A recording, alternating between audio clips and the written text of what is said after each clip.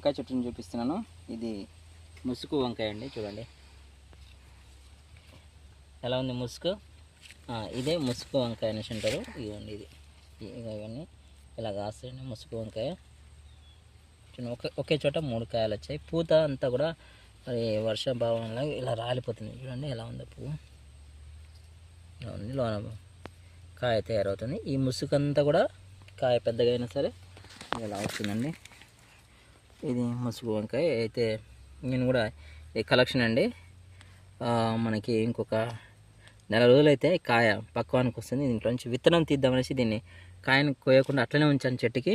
ఆకు కూడా ఎట్లా ఉందంటే మందంగా ఉంది. మరియు ఇది మన ఉమ్మెత్త పువ్వు అంటారు చూడండి, ఉమ్మెత్త ఆకు ఎట్లుందో అట్లా ఉందండి. ఇది ముసుగు వంకాయ. ఇది రేర్ వెరైటీ. చూడండి లేతగా ఉన్నప్పుడు ముసుగు మొత్తం ఇలా ఉంటుంది.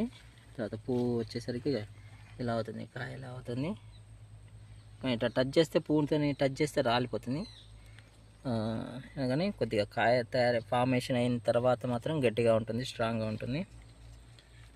ఇంచుమించు ఒక 50 గ్రాముల వరకు ఉంటుందండి ఒక కాయ. ఇది ముసుగు వంకాయ.